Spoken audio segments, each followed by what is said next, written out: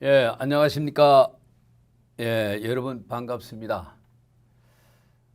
이렇게 온라인상으로 또 이렇게 수양회를 하고 또 우리가 행사를 이렇게 하게 될 줄은 정말 상상을 못했습니다. 예, 하나님께서 여러분들이 그간의 복음을 위해서 수고를 많이 하셨다고 이번 수양회는 여러분 편안한 집에서 편안한 복장으로 마음만 진지하게 여러분 가지시면서 말씀을 또 이렇게 듣고 수양회를 하는 길을 이렇게 열어주셨습니다. 사실 우리는 온라인으로 이렇게 복음을 전해 볼 거라고, 물론 우리가 이제 인터넷 방송으로 저들이 계속 복음을 전하고 있기는 합니다만은 이렇게 전폭적으로 모든 것을 온라인으로 이렇게 하게 될 생각들은 해보질 않았죠. 그런데 세상에 이번에 이 온라인으로 하지 않았으면 이렇게 많은 분들에게 복음을 전할 수는 없었을 겁니다. 여러분들도 아시다시피 얼마 전에 지구촌에 있는 인구 60억인지 70억이 된다 하는데 10억 이상 되시는 분들한테 이 복음을 한꺼번에 증거할 수 있는 이런 일이 있지 않았습니까? 이건 정말 우리가 상상할 수 없었고요. 하나님은 이렇게 계획을 하셨던 것 같습니다. 그래서 우리가 이제 그 복음을 전하고 난 다음에요. 그 좀 대단한 일이지만은 더 놀라운 것이요. 댓글입니다. 댓글. 그 댓글에 올라온 그 이야기들이 있잖아요. 정말 우리들의 마음에 감동을 줬습니다. 한결같이 거듭난 간증들, 또 어떤 분은 병고침 받았다는 그런 이야기, 또 우리 목사님 얼마 전에 참외 젖붙이는 이야기를 하셨는데 멜론 본 어게인 이래 가면서 그 글씨 참 많이 떴더라고요.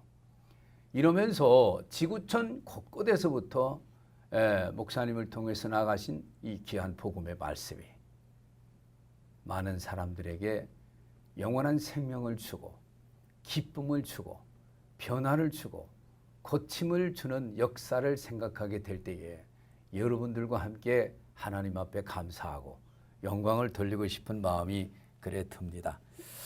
우리가 이렇게 교회 안에서나 또 이제 수양회를 통해서나 많은 집회를 통해서 우리가 얼마나 많은 말씀들을 듣고 삽니까? 이런 많은 말씀들을 듣지만요. 이런 말이 있죠. 흔한 것이 천한 것이라고. 그렇습니다. 흔한 것이 천할 수 있습니다. 그러나 여러분, 하나님의 말씀이 천해지면 안 됩니다. 여호와는 경외하는 마음을 시간이 가면 갈수록 여러분 마음속에 자꾸 증가돼야 하고요. 그 경외하는 법을 또 배워야 됩니다. 그러니만큼 하나님의 말씀을 대하는 여러분의 태도는요, 더 깊은 마음으로 진행되어져 가야만 이게 정상입니다. 시편 1편 말씀에 이런 말씀이 있지 않습니까? 복이 있는 사람은 1절 얘기해 놓고 2절에 오직 여호와의 율법을 즐거워하여 여호와의 율법을 주야로 묵상하는 자로다. 여기서 율법은 말씀을 가르칩니다. 그러면 어떤 사람이 되느냐? 저는 시냇가에 심은 나무가 시절을 쫓아 과실을 맺으며 그 잎사귀가 마르지 아니함 같이 그 행사가 다 형통하리로다. 어떻습니까? 형통하리로다 하니까 눈이 번쩍 뜨이죠? 자세를 바로 잡으세요. 그리고 편안한 복장은 괜찮겠습니다만은 단정하게 앉으셔가지고 진지하게 말씀을 들어보십시오. 하나님의 말씀을 즐기고 그 말씀을 묵상하는 자는 형통하게 된다. 이런 얘기죠. 사업이 형통하셔야 되겠고, 자식 농사가 형통해야 되겠고, 인간관계가 또 형통해야 되겠고, 여러분 직장에서 생활하면서 여러분들 맡은 일들이 또 형통해야 되지 않겠습니까? 그러려고 한다면 여러분 이렇게 하나님의 말씀과 친근해지고 친숙해져야만 한다. 이런 얘기를 하고 계십니다. 예, 창세기 21장에 보면요, 아브라함의 아내 사라에게도 이런 말씀을 하셨습니다. 제가 한번 읽어보겠습니다. 아브라함의 아내 사라에게도 말씀대로 사라를 권고하셨고 여호와께서 말씀대로 사라에게 행하셨으므로 사라가 잉태하고 하나님의 말씀의 기한에 미쳐 늙은 아브라함에게 아들을 낳으니. 이것 보세요. 아브라함 나이 100세, 사라 나이 90대, 아기를 낳을 수 있는 연령입니까? 아니지요. 그런데도 보세요. 하나님의 말씀대로 하나님이 역사를 하셔서 말씀의 기한에 미쳐 늙은 아브라함에게 자식을 주는 이런 형통한 역사가 있지를 않았습니까? 하나님의 말씀은 아브라함이나 아브라함의 후손인 우리나 똑같이 이렇게 일을 하시는 것입니다.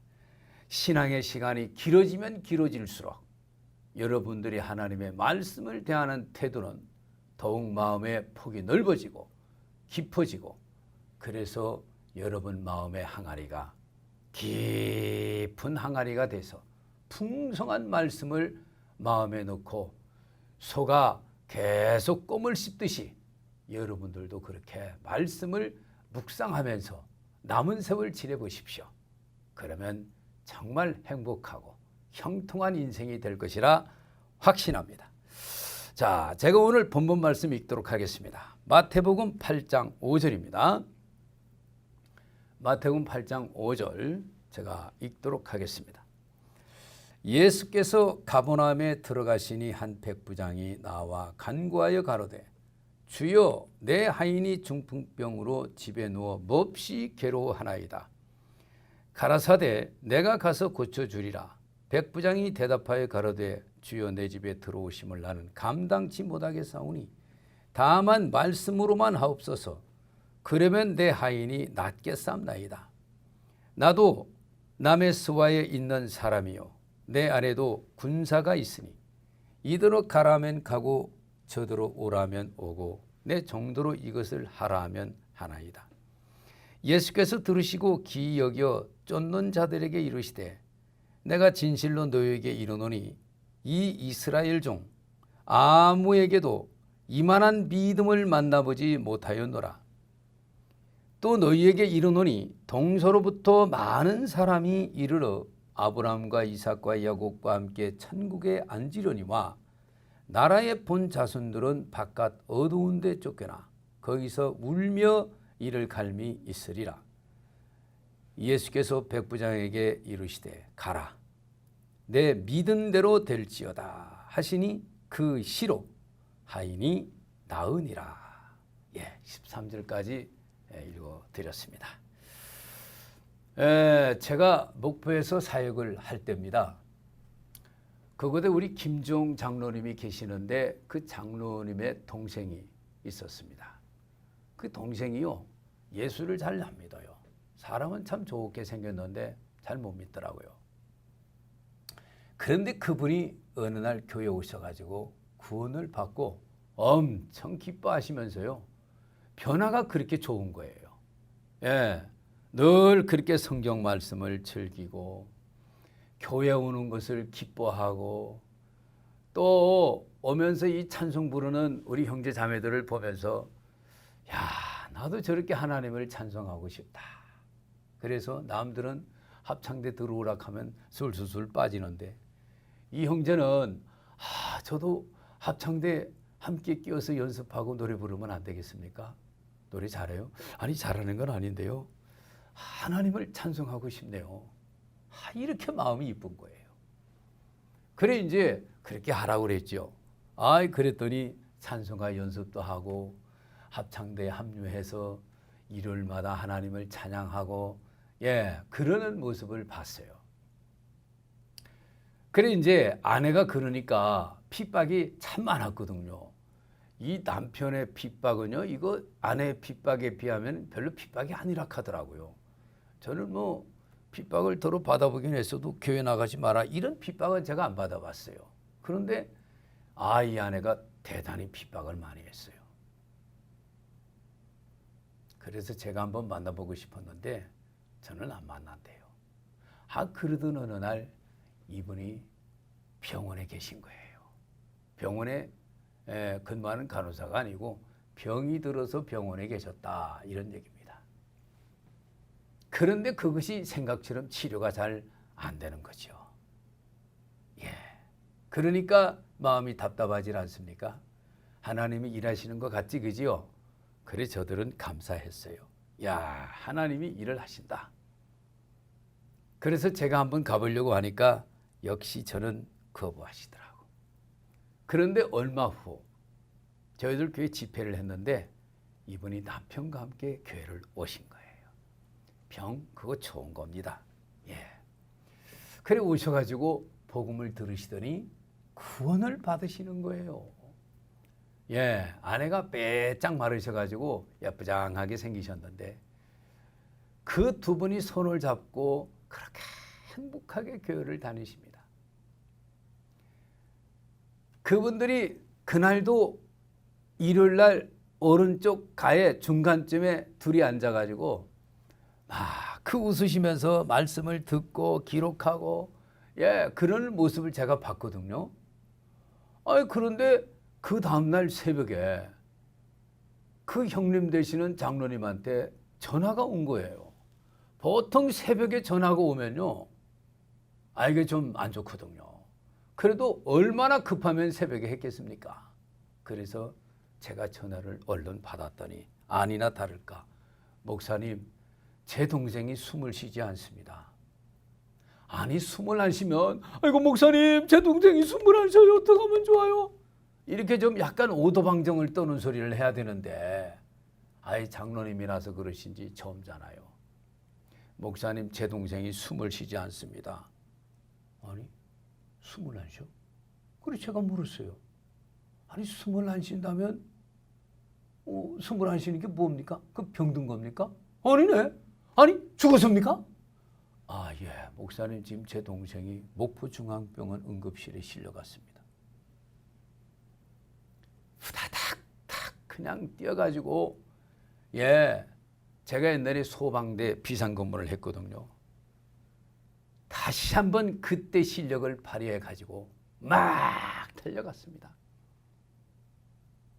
달려갔는데 세상에 그 응급실에 의사 두 분이 막 가슴을 누지르고 가족들은 주변에 있고 아내는 빼짝 말라가지고 그 응급실을 왔다 갔다 하면서 아이고 하나님 살려주세요, 살려주세요 이러고 있는데 그 광경이 너무 기가 막힌 거예요.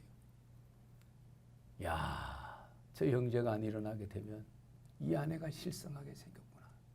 하나님 가면서 그 형제 다리를 잡고 하나님 하고 기도를 하는데 나도 모르게 요한복음 11장 25절 얘기가 기억이 나서 제가 읊조리고 있더라고요.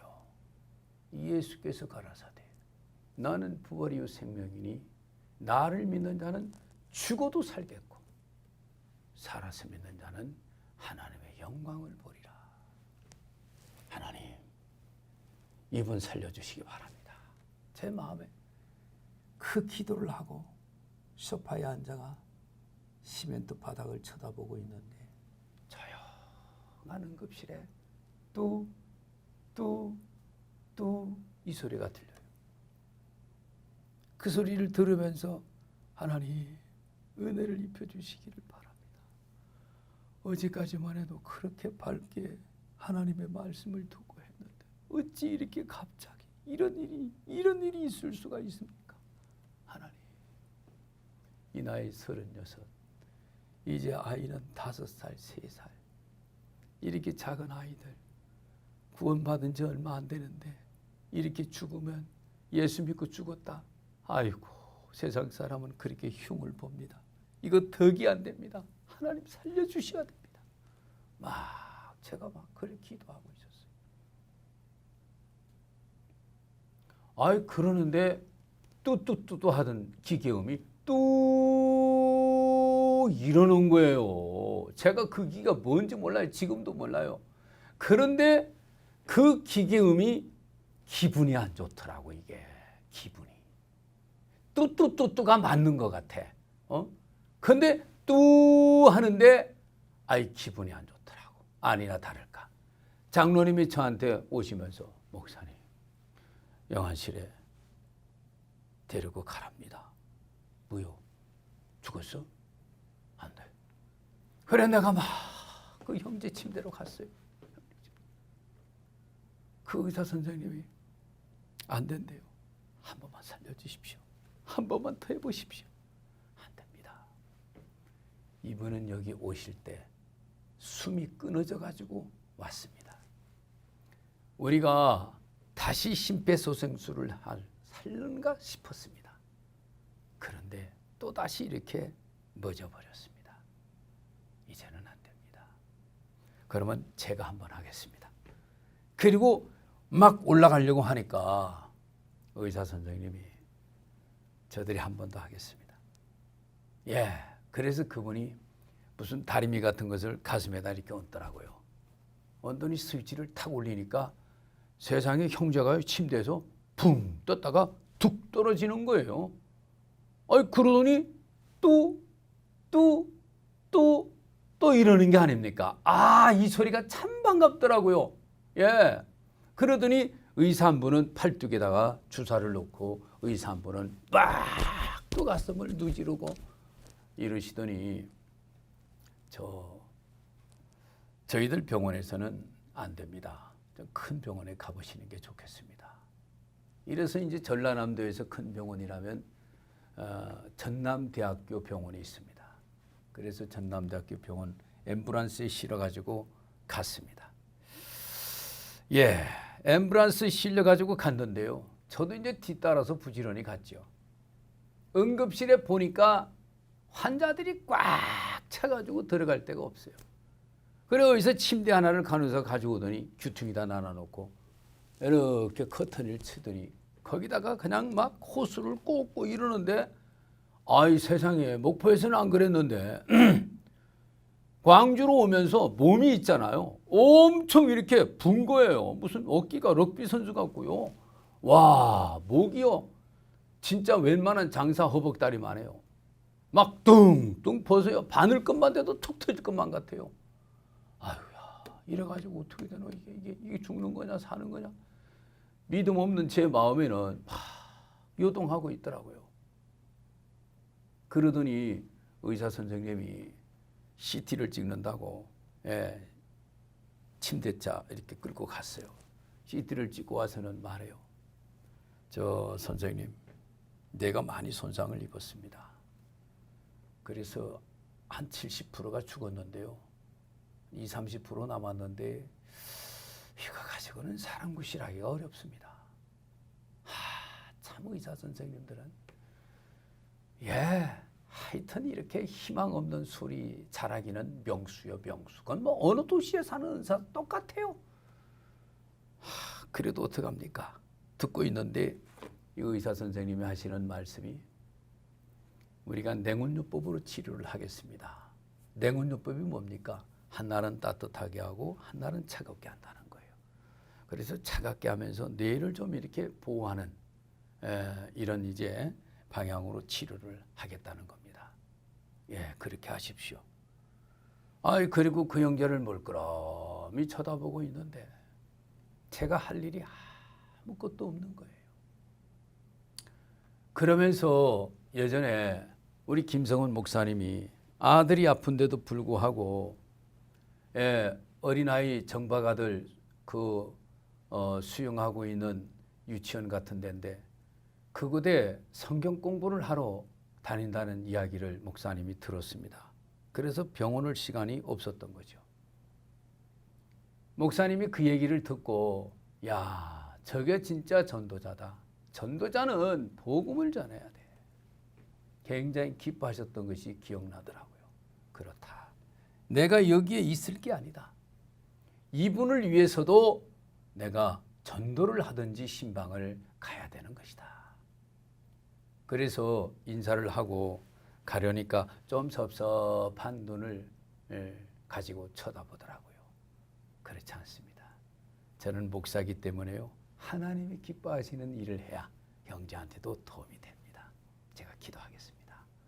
그리고 이제 가면서 광주에 있는 목사님을 만나가지고 우리 형제 얘기를 쭉 했더니 광주 목사님이 우리 교회도 그런 형제가 있어가지고 지금 서울에 병원에 입원시켜놨는데 아이고 그 참 어렵다고 그런 얘기를 하는 거예요. 그러고 있는데 우리 교회 장로 부인한테 전화가 왔어요. 목사님 의사가 호수를 빼려고 합니다. 호수 빼면 안 될 텐데. 예, 들어올 때 수치가 83이었는데 30분이 지났는데도 계속 83을 유지하고 있는데 이 90 넘어가지 않으면 이게 희망이 없다는 겁니다.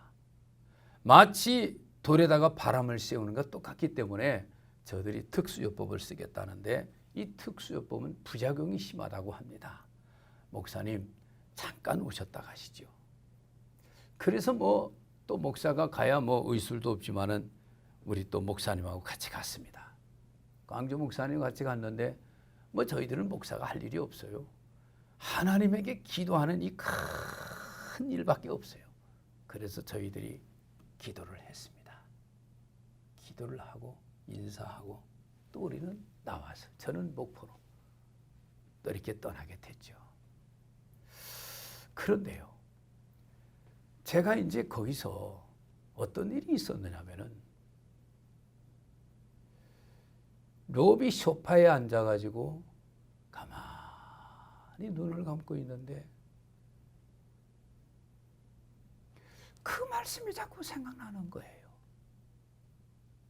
예수께서 가라사대 나는 부활이요 생명이니 나를 믿는 자는 죽어도 살겠고 살아서 믿는 자는 하나님의 영광을 보리라. 나는 부활이요 생명이다. 나가 누구야? 예수님이시지. 예수님이 부활이고 생명이다. 그러면 이분이 몇 개월 전에 예수 그리스도를 영접했는데 그러면 이분 안에 누가 계시냐? 부활이고 생명이신 예수님이 계시지 않느냐? 예수님이 계시면 생명이 계시고 부활이 계신데 죽어 안 죽는다. 그런데 말씀하시기를 나를 믿으면 죽어도 살겠고 하고 말씀하셨으니 김준영 이제 죽어도 사는 병이로구나. 그러면 살았다. 이 마음이 올라오는 거예요. 야, 이 말씀은 정말 묵상하는 겁니다, 여러분. 예. 야, 이 산다. 죽어도 산다. 이 믿음이 제가 노력해서 가질 수 있는 게 아닌데 그 믿음이 내 마음에 딱 올라오는 거예요. 이건 하나님이 정말 주신 믿음입니다. 저는 그런 믿음 노력해서 가질 수 없습니다. 그래서 제가 환자를 향해서 막 합니다. 그런데 맞은편에서 우리 장로님이 오시는 거예요. 장로님이 얘기하십니다. 목사님, 우리 예배 한번 봅시다. 그럽시다. 우리 예배처를 찾는데 없어요. 그럼 밑에 지하실이 식당이라 식당으로 가봅시다. 근데 아무도 없어요. 왜냐하면 식사 시간이 아니니까. 그래서 이제 자리를 만들어서 앉으면서 장사하는 집이라서 국밥 2개 한 시켜놓고 그러니까 이제 예배 볼 준비를 하는데 제 맞은편에 이제 그 부인 되는 자매가 빼짝 말라가지고 이러는 거예요. 그 참 여자 울음소리고 참 별로 안 좋더라고. 예. 그래서 제가 울지 마세요. 왜 우십니까? 왜 우시는지 가르쳐 줄까요? 아이고 우리 남편 이제 죽었다. 우리 남편 죽으면 이제 나 혼자 어떻게 사노? 우리 자식 불쌍해서 어찌하노? 이래서 우는 거 아니에요? 정말 그런 일 생기기를 바래요? 안 그러면 눈물 끄쳐요. 저도 강하게 한번 얘기했습니다. 이랬더니 이분이 눈물을 딱 끄치더라고. 그래서 제가 간증을 쭉 했습니다. 안 죽습니다. 예수님이 부활이고 예수님이 생명이신데 나를 믿으면 죽어도 산다고 하십니다. 우리 김종원 형제 몇 개월 전에 예수님을 모셨습니다. 부활을 모셨고 생명을 모셨습니다. 그런데 죽습니까? 안 죽습니다. 그래도 죽었다면 죽어도 산다고 하니 절대 죽을 수 없는 운명입니다. 믿으십시오. 그리고 이제 말씀을 마쳤습니다.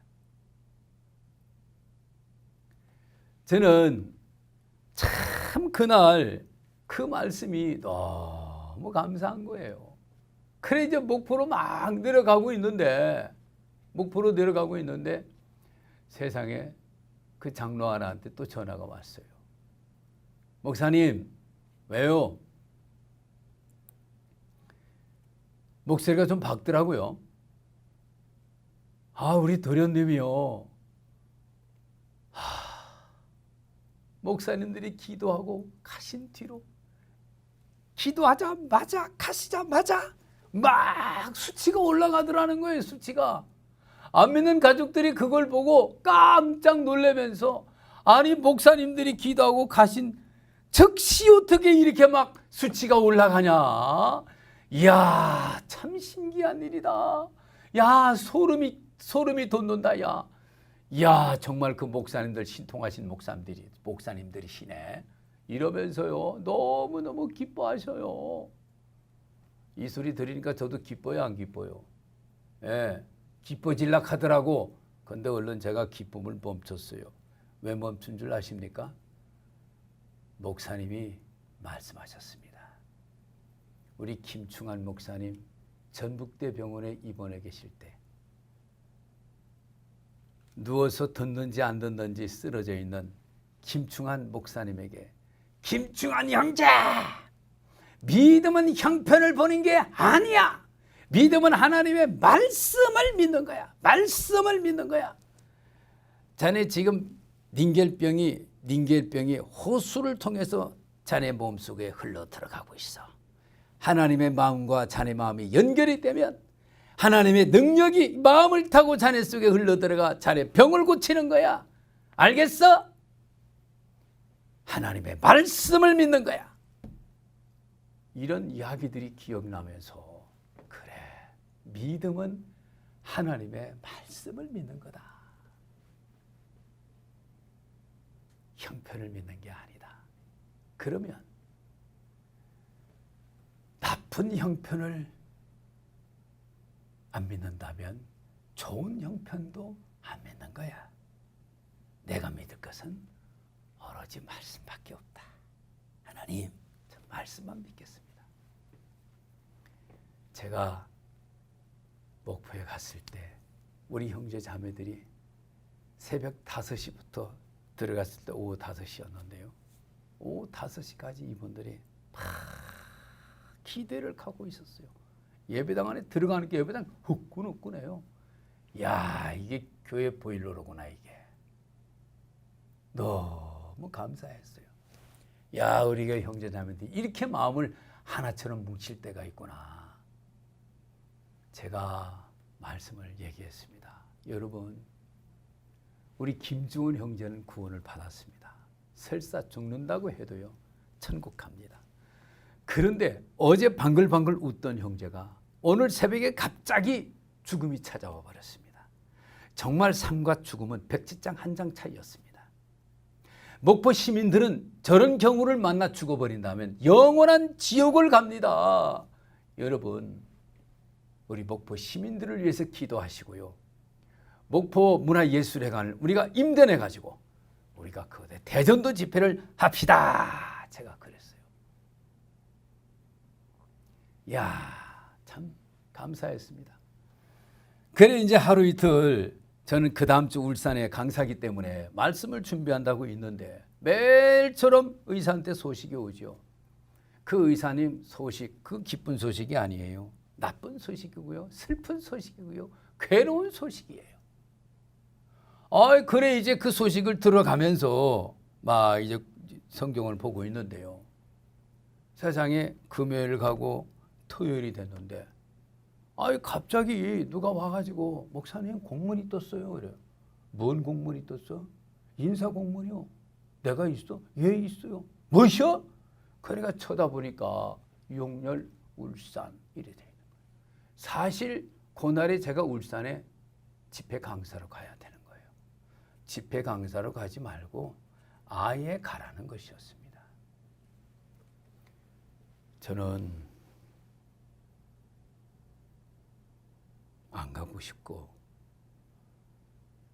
못 간다고 했어요. 하나님 앞에. 저 못 갑니다. 제가 사역을 하는 사역자인데요. 지난날에도 어려운 일들이 참 많았습니다만 제가 이렇게 사람을 죽여가면서까지 이제 더 이상 사역할 수가 없습니다. 저 형제 살려주지 않으면 전 여기서 그냥 사역 그만두겠습니다. 정말 내 마음에 그 마음이 들었어요.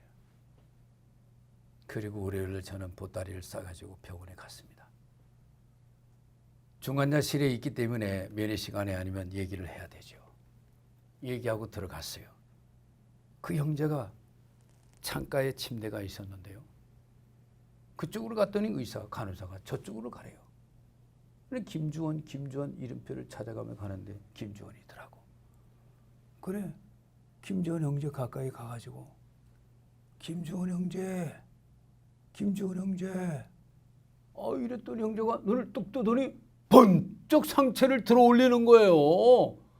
그러면서 두 팔을 땅에다 대면서 아이고 목사님 죽는 줄 알았시오 이러는 거예요. 아이고 세상에 제 마누라 그리고 장로님 마누라 입을 딱 벌리고요. 한동안 다물지를 못했습니다. 정말 부활을 보는 것 같았습니다. 그때 4월 5일인가 그렇습니다. 그 중한 기성교회에서는 부활주간이라고 부활주간을 지키고 있었습니다. 이게 진짜 부활이었습니다. 와, 얼마나 하나님 앞에 감사했는지 모릅니다.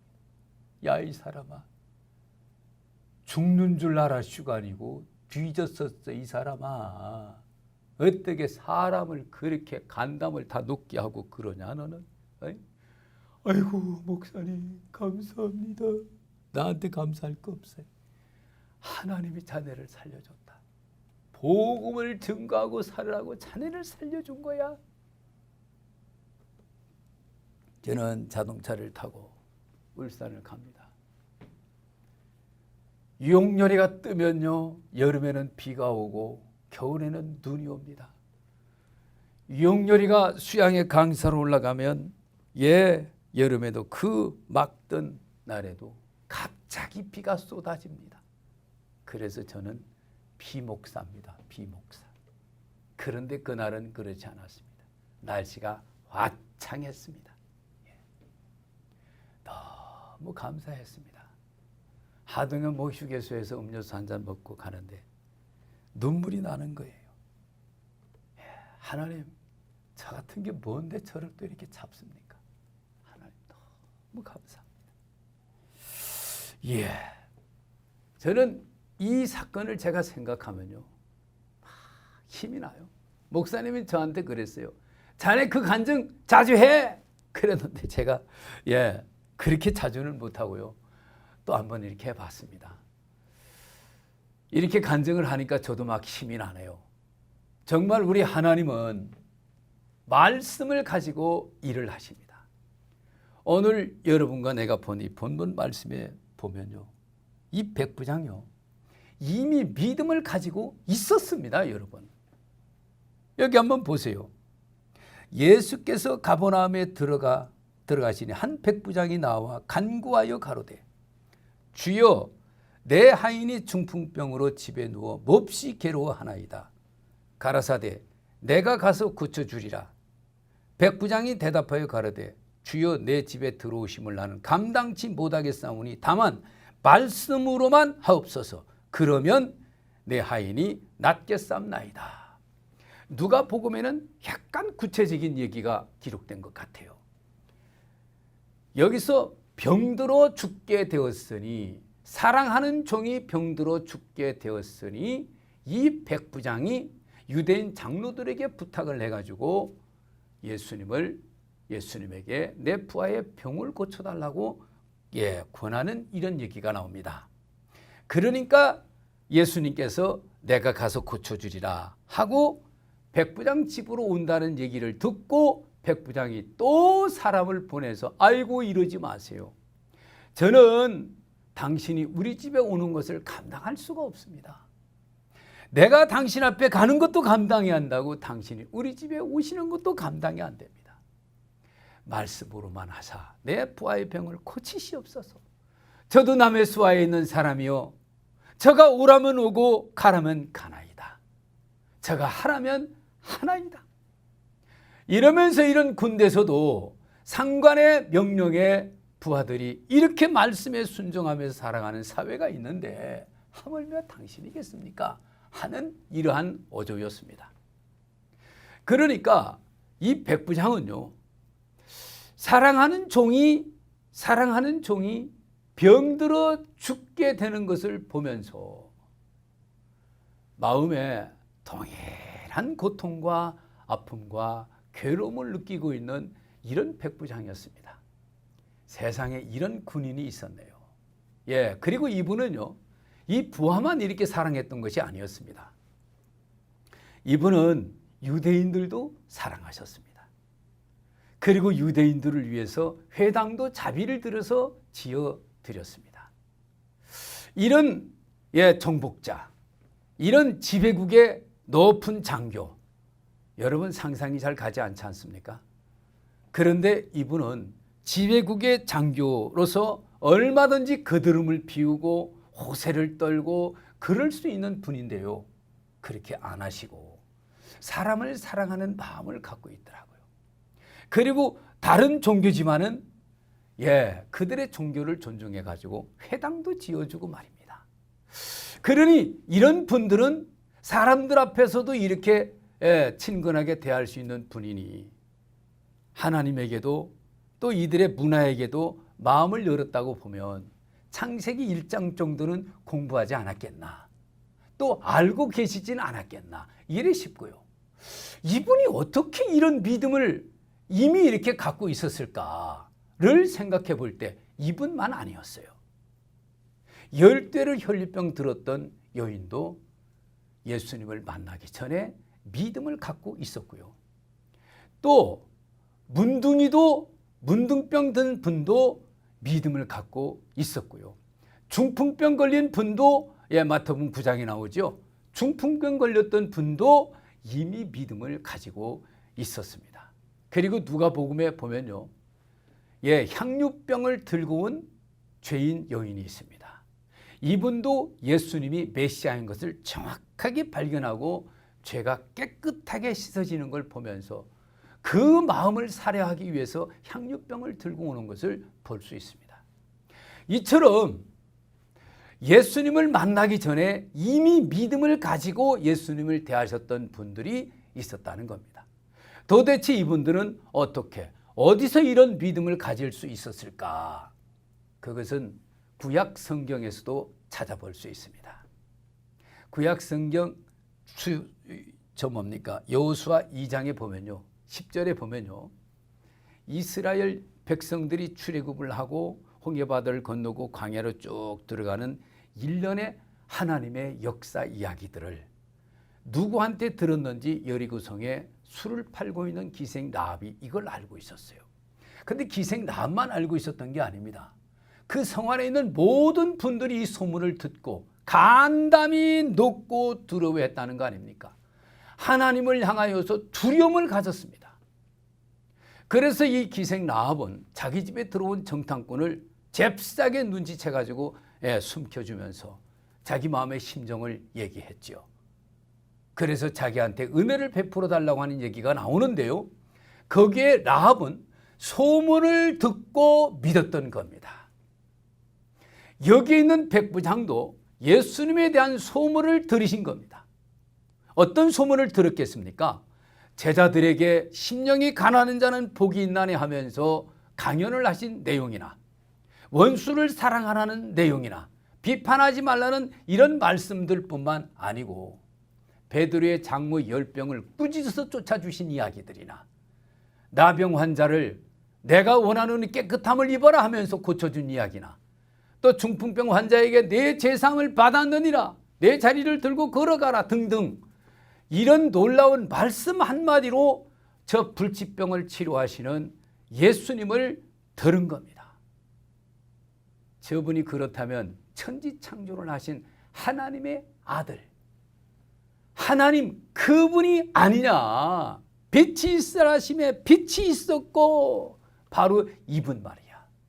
말씀 한마디로 저렇게 죽을 병도 고치시고 죽은 자도 살리시고 있는 저 예수님을 보면서 그래 저분이야말로 정말 이스라엘이 기다리고 기다렸던 메시아임에 틀림이 없다.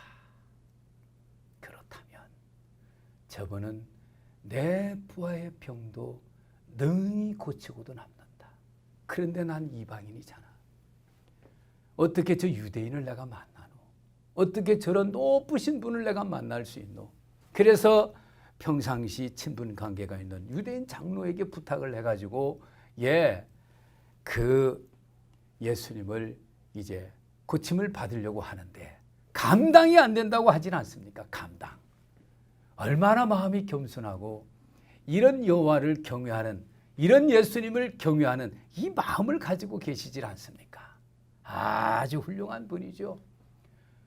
그런데 이분을 가만히 보니까 그렇게 소문만 듣고도 믿을 수 있었던 것은 이분의 군대 생활의 교육이 영향을 많이 줬다. 이런 마음도 드는 거예요. 그 시대의 로마 제국의 군인이라면 막강 군대 아닙니까? 군대가요 강군이 되려고 한다면요 훈련이 잘 돼야 됩니다. 어떤 훈련입니까?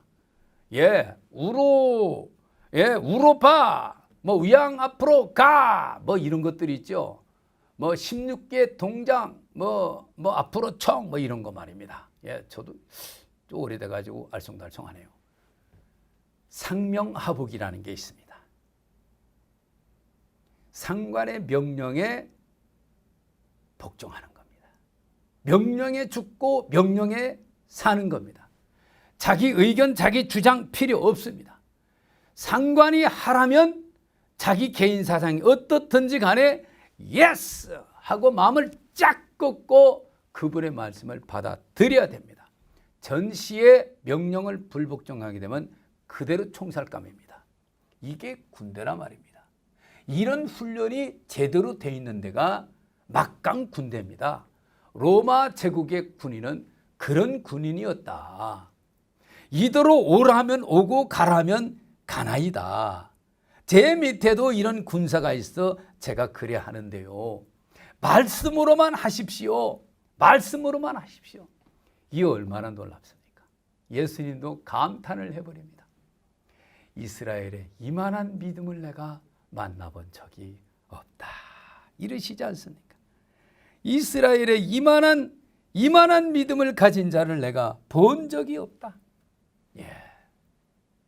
이렇게 극찬을 할 정도로 훌륭한 믿음의 사람 백부장을 오늘 우리는 보는 겁니다. 여러분과 나는 말씀들을 수없이 듣고 수없이 읽고 수없이 배우고 있습니다. 그런데 삶의 실제에 들어가 보면 믿음이 없어서 우리들의 마음에 두 발을 동동 굴르는 격들이 얼마나 많습니까? 여러분, 우리들의 마음속에 하나님의 말씀을 믿는 이 믿음을 갖는다는 것은 정말 행운이다, 행운. 우리 목사님이 예전에 그랬어요. 믿음은 이 사람들아 100%가 되어야 해. 99% 아니야. 90%도 아니야. 항상 100%여야 돼.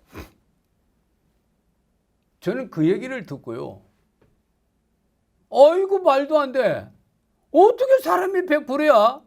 아이 90도 됐다가 뭐 80도 됐다가 뭐 어쩌면 뭐 10도 됐다가 그러다가 어떻게 또 충만해지면 100도 됐다가 그러는 거 아닌가. 이렇게 제가 생각을 했단 말입니다. 그런데 세상에 믿음을 경험해 보지 못한 사람이라서 저는 아이고 어떻게 100%가 되나? 어떻게 100%가 되나? 제가 그러고 있더라고요. 여러분 보십시오. 성경 말씀을 보시라 말입니다. 이 성경 말씀 자체가 믿음 아닙니까? 성경 말씀 자체가 사실 아닙니까? 사실이 뭡니까? 믿게 하는 게 사실입니다. 여러분 하나님 말씀 믿기 위해서 노력할 필요 없습니다. 하나님이 눈 주셨지요? 생각할 수 있는 머리 주셨지요? 가슴 주셨지요? 볼 수 있게 한 눈으로 성경을 보세요. 들을 수 있게 한 귀를 통해서 들으세요. 또 들어보시고 또 보세요. 그러면은 말씀 자체가 여러분 마음속에 믿음을 주십니다. 말씀이 언약이고 약속이질 않습니까? 그리고 말씀은 사실이질 않습니까? 힘줄 필요 없습니다. 그냥 눈에 힘 빼고 편안하게 읽으세요. 너무 힘 빼면 졸리니까 대충 힘 빼시고. 그래서 이 말씀을 보면요. 말씀 자체가 그냥 여러분 마음속에 믿음을 이렇게 넣어주는 것을 보는 겁니다. 여러분들이 믿음을 만드는 게 아닙니다. 목사님이 하시는 말씀을 가만히 들어보세요. 목사님이 전해주시는 말씀이 내 안에 들려지면서 그게 내 마음의 믿음으로 돼버리는 겁니다. 그걸 믿습니다 이러지 마세요. 믿습니다 하는 순간 그 믿음 도망가 버려요. 믿습니다 하는 순간 내 의지가 발동하잖아요. 내 의지가 발동하면 부정 타버려요. 그래서 신성한 믿음이 이거 안 들어갈란다. 그래서 다른 데로 가버린단 말이에요. 제가 옛날에 세상교회 다닐 때 믿습니다 쥐 이래가면서 제가 열심히 믿으려고 노력했는데 믿음 안 생기더라고. 근데 여기 와서 어떻습니까? 가만히 들었습니다. 들었는데 세상에 내 죄가 날아가 버리는 거 아닙니까? 옛날에는 교회 다니면서 주여 이 죄를 용서해 주세요.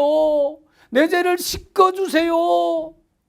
세상에 예수님 십자가에서 우리 죄를 씻어놨는데도 씻어달라고 하고 씻어놨잖아요 했는데도 씻어주세요. 제가 그러고 살았어요. 왜 그렇습니까? 제가 믿으려고 하니까 그렇게밖에 안 되더라고. 다 이루었다. 다 이루었다. 예수는 우리 범죄함을 위하여 내고침이 되고 또한 우리를 의롭다 하심을 위하여 살아나셨느니라.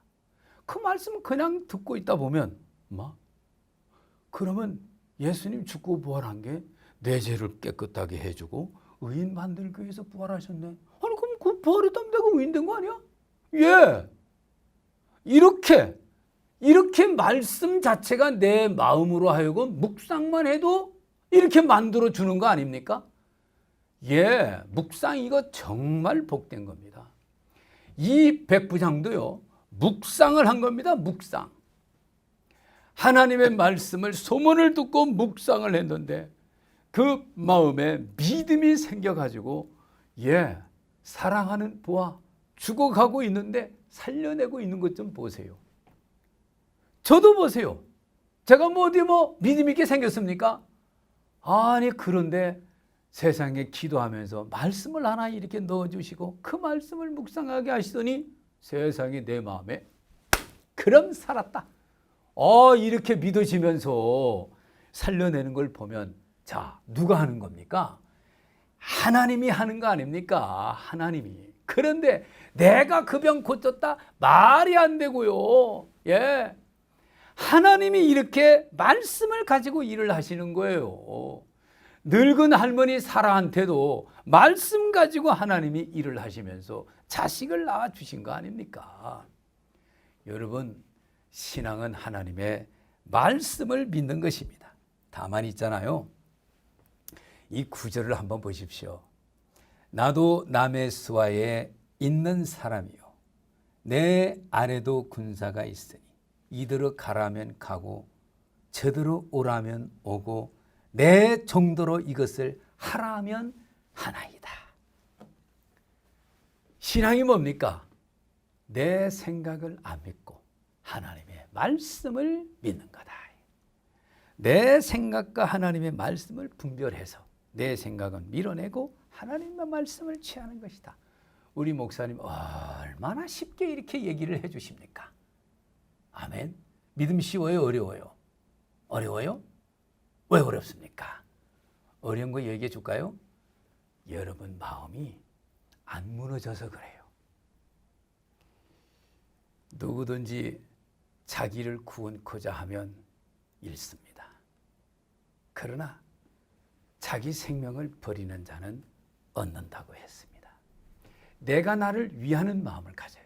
그건 내가 나를 구원코자 하는 마음입니다. 그 마음을 가지면 반드시 망합니다. 어떻게 해야 됩니까? 너라는 존재 자체도 그분에게 맡기는 겁니다. 여러분의 운명도 그분에게 맡기는 겁니다. 그리고 하나님의 말씀을 들려준 말씀 그냥 가슴을 줬으니까 가슴에 놓고 껌 씹듯 송아지 껌 씹듯 또 씹고 또 씹고 있다 보면 엄마 나는 부활이요 생명이니 나를 믿는 자는 죽어도 산다. 그래만 이 사람 살아났다. 이렇게 되는 거 아닙니까? 그 믿음 갖기 위해서 믿으려고 애를 써야 됩니까? 노력을 내야 됩니까? 아닙니다. 예, 그냥 모든 걸 힘을 빼고 받아들이고 그리고 묵상하고 그 말씀을 즐기고 예, 그러면 돼요. 그러면 시냇가에 심은 나무처럼 시절을 쫓아 과실을 맺고 그 잎사귀가 마르지 아니함 같으니 그 행사가 다 형통하리로다. 이렇게 말씀했어요. 군대에서는 뭐 해줍니까? 마음 꺾는 훈련을 하는 것이 군대입니다. 여러분 기쁜 소식 선교회 교회는 군대입니다. 해병대 아이고 비교가 안 됩니다. 뭐 UDT 비교가 안 됩니다. 공수부대는 뭐 잽도 안 됩니다. 우리는요 이렇게 보면 민간인들 같죠. 무슨 장개석 군대 같지 그죠? 그런데 믿음 있는 우리 형제 자매들 봐보세요. 장개석 군대 아니 해병대 공수부대 절대로 못 이깁니다.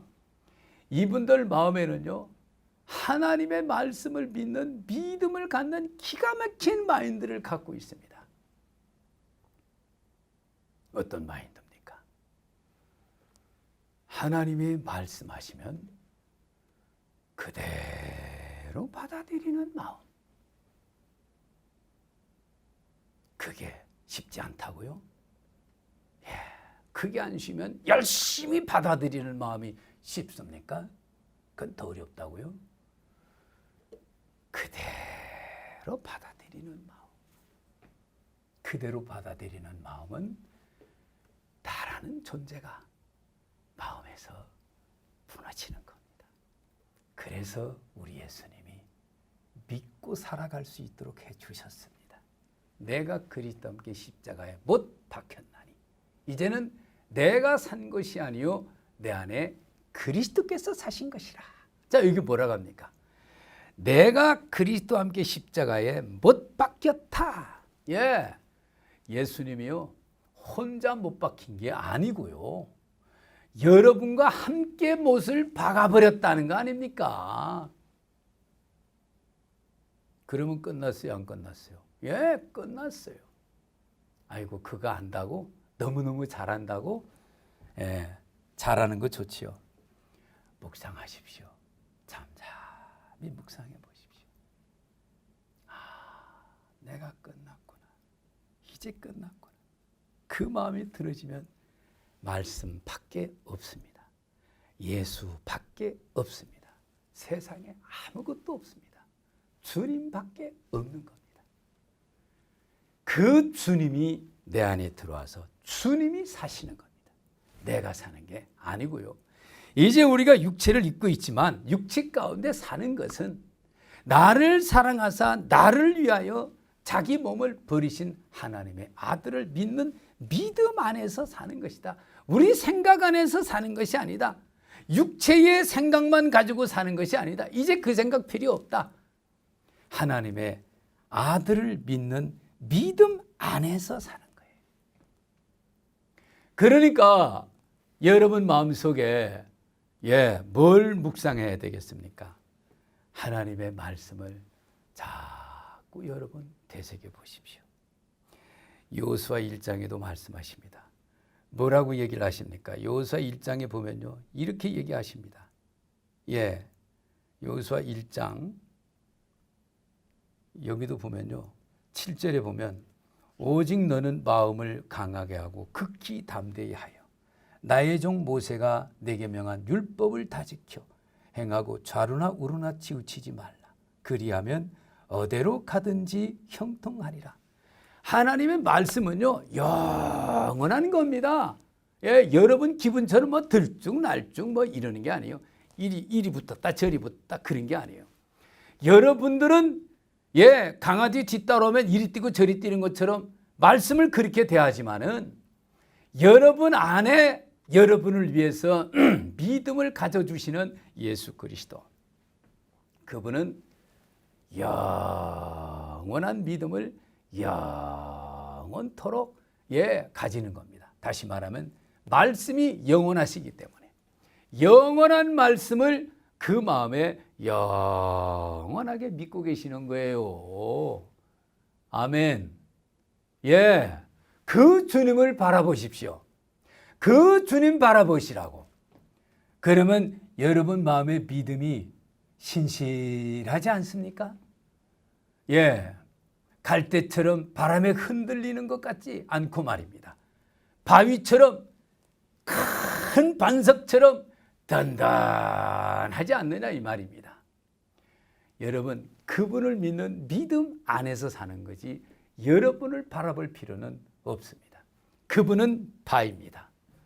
그분을 바라보십시오. 든든하게 여러분 안에서 여러분을 믿음으로 살아갈 수 있도록 하나님께서 친히 이끄시고 역사하는 것을 정확하게 볼 수 있습니다.